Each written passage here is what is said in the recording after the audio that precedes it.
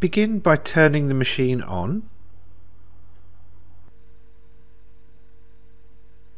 Then press the Home button, followed by the OK button that appears on screen.